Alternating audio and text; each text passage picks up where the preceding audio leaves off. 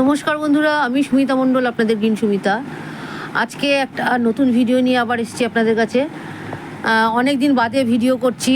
দেখুন, আমি অনেকটাই অসুস্থ ছিলাম আর অনেক ঝামেলার মধ্যে রয়েছি বলে অনেক দেরি হয়ে গেল আরও ভিডিও দিতে, মানে অনেক দূরে দিন বাদে বাদে ভিডিও দিচ্ছি। এই জন্য হয়তো আপনাদের ক্ষোভ থাকতে পারে, স্বাভাবিক। যাই হোক, তবুও আজকে একটা ভিডিও নিয়ে এসেছি। দেখুন, এই যে গাছটা দেখতে পাচ্ছেন, এর নাম হচ্ছে গিয়ে পিকক জিঞ্জার।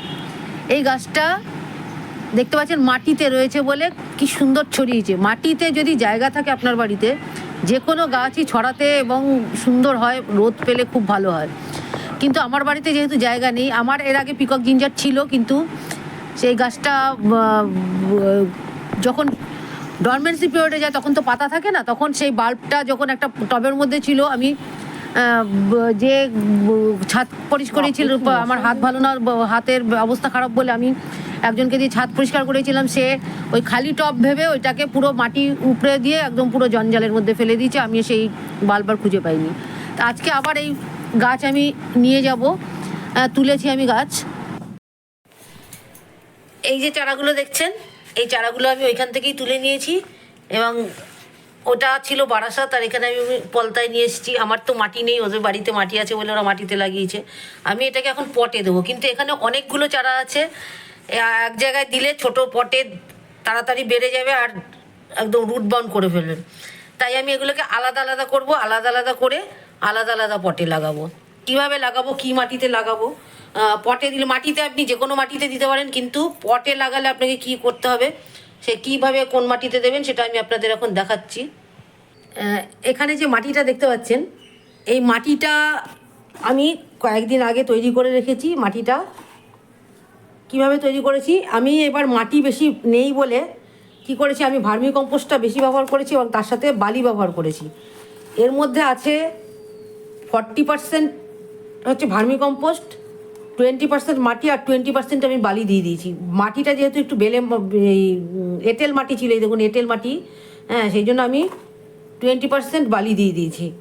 আর বাকি 20% হচ্ছে হাড়কুচি, শিংকুচি, নিমখোল আর সর্ষের খোল। এইগুলো দিয়ে আমি 7 দিন এইভাবে জল দিয়ে ভিজিয়ে রেখেছিলাম। এই যে শুকিয়েছি, ভিজিয়ে আবার শুকিয়েছি, এটা পচেছে। দেখুন মাটিটা এইভাবে কিন্তু মাটিটা তৈরি করে নিতে হবে। আপনারা কিন্তু হাড়কুচি, শিংকুচি এই সমস্ত দিয়ে সঙ্গে সঙ্গে গাছটা বসাবেন না, তাহলে কিন্তু গাছটা মরে যাওয়ার চান্স থাকবে। কেননা এই দেখুন চারাগুলোকে আমি আলাদা আলাদা করে ফেলেছি। তাহলে কী হবে, ছোটো পটে দিলেও হবে, হ্যাঁ না, কেননা বড়ো পটে দিলে আবার খাবারটা টানার ব্যাপার আছে। তো এই মাটিটা দিয়ে আমি মাটির ভাগটা আপনাদের বলে দিলাম। এই মাটিটা দিয়ে আমি এটাকে রিপোর্টিং করব।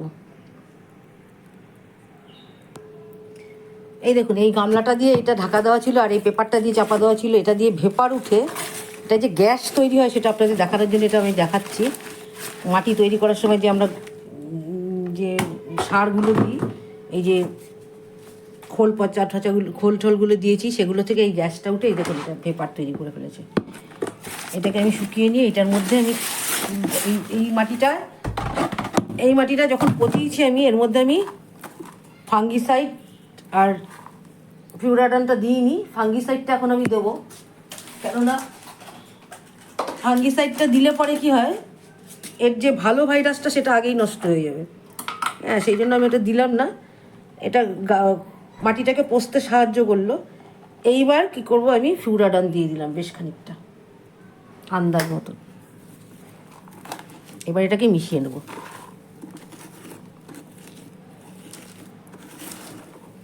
এই উপরের খানিকটা মাটি আমি মিশিয়ে নিলাম, কারণ আমার তো পুরো মাটি লাগবে না।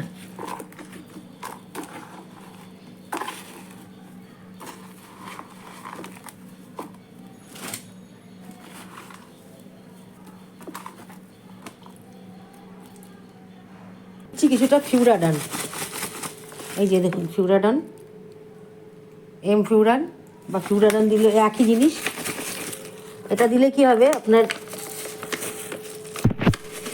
মাটির মধ্যে যে পোকামাকড়গুলো হয় সেই পোকামাকড়গুলো হবে না। তারপরে কেন্ন ধরে, শামুক হয়, সেগুলো হবে না। এটা আমি বেশি করে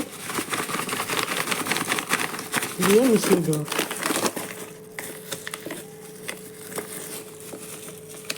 বৃষ্টিতে দেখুন এগুলো একটু ভেজা ভেজা টাইপের হয়ে গেছে, যেন ভালো করে মিশিয়ে নিতে হবে।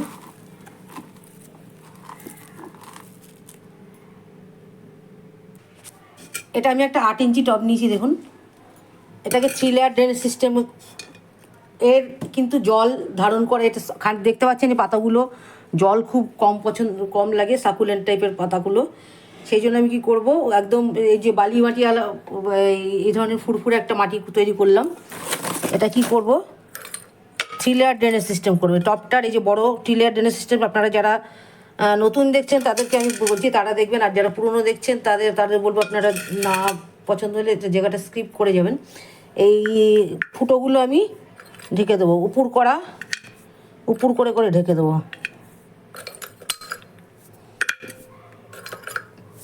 ফুটোগুলো ঢেকে দিলাম, আর এই সাইডের ফুটোগুলো এরকম চিৎ করে দেবেন। এই এখনকার টবগুলো দেখেন কত সুন্দর, অনেকগুলো ছিদ্র থাকে, মানে জলের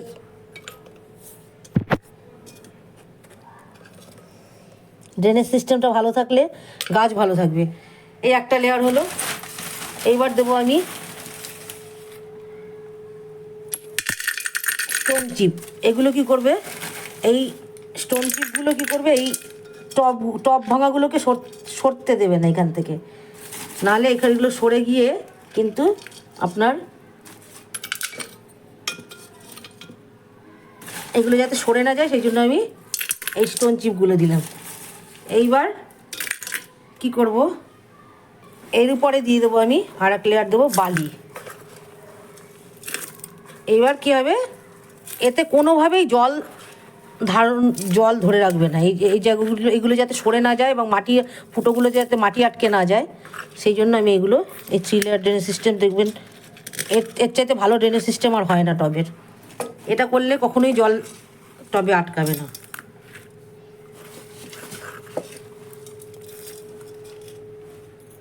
এইবার মাটি দিয়ে দেবো।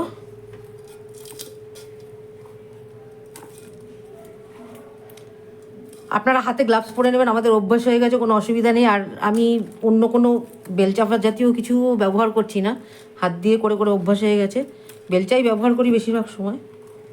হাত দিয়ে করার একটা, মাটিটাকে ঠেসে দেবেন যাতে এর মধ্যে কোনো এয়ার পকেট না থাকে। এইবার দেখুন এটাকে আমি বসিয়ে দেখে নেব, মোটামুটি হয়ে গেছে, কারণ এর অনেকটা জায়গা আবার ফাঁকা রাখতে হবে। এটা আমি বসিয়ে নিলাম।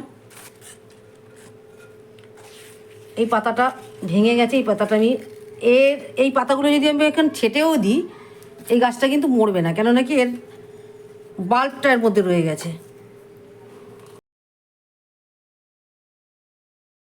পুরো শেকড়গুলো চাপা দিয়ে দিলাম।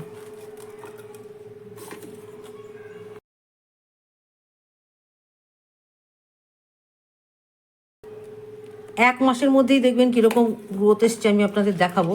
আর 1 মাসের মধ্যে আমি কিন্তু কোনো খাবার দাবার দেবো না।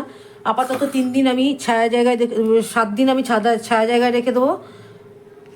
এই যে ঘরের মধ্যে এটা আমি কিন্তু ঘরের মধ্যে বসে কাজটা করছি, এই ঘরের মধ্যেই থাকবে 7 দিন। তারপরে আমি বাইরে নিয়ে যাব মাটিটা ধরে গেলে। হ্যাঁ, এটা হয়ে গেল।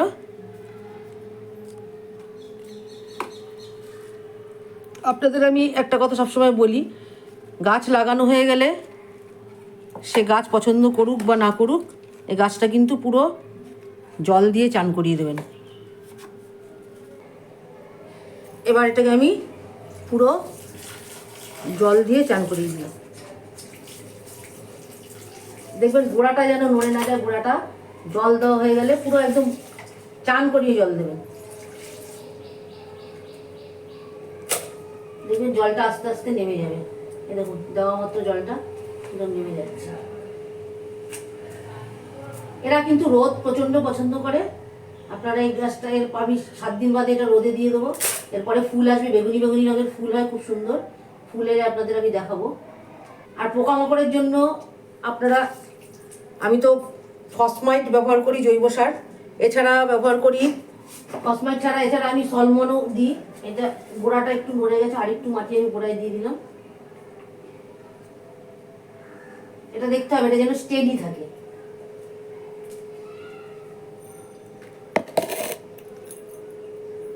দেখুন পাতাটা এর এত সুন্দর, হ্যাঁ, ময়ূরের পাখার মতন, এই যে পিকক জিঞ্জার বলা হয়। আর গোড়ার ইয়েগুলো রাইজমগুলো আদার মতন হয়, পিকক জিঞ্জার বলা হয়। আর ফুলটাও খুব সুন্দর হয়, হালকার, কিন্তু ফুলটা খুব হালকা হয়, জল লাগলেই ফুলটা মিলিয়ে যায়। এতে পোকামাকড় তেমন একটা লাগে না। তবে এই যে এখন এই সময় যে শুয়োপোকাগুলো হচ্ছে, এই পাতা কিন্তু যেমন রেইন লিলিতে যেমন শুয়োপোকায় ধরে খেয়ে যায়, এগুলো কিন্তু খেয়ে যেতে পারে, সেটা আপনাদের লক্ষ্য রাখতে হবে। সেই জন্য আপনাদের এতে ফসমাইট বা আপনারা দিতে পারেন হচ্ছে গিয়ে সলমন ব্যবহার করি আমি 15 দিন অন্তর অন্তর। কীভাবে কখন ব্যবহার করা হয় সেটা আপনারা জানেন, না জানলে বলবেন, আমি বলে দেবো। আমি এর আগেও ভিডিও করেছি। তো বন্ধুরা, যদি ভিডিওটা ভালো লেগে থাকে, যারা নতুন দেখছেন তারা অবশ্যই ডান দিকের বেল আইকনটা প্রেস করে সাবস্ক্রাইব করবেন। আর যারা পুরনো দেখছেন তারা অবশ্যই লাইক, কমেন্ট এবং শেয়ার করবেন। আপনারা ভালো থাকুন, সবুজে থাকুন। নমস্কার।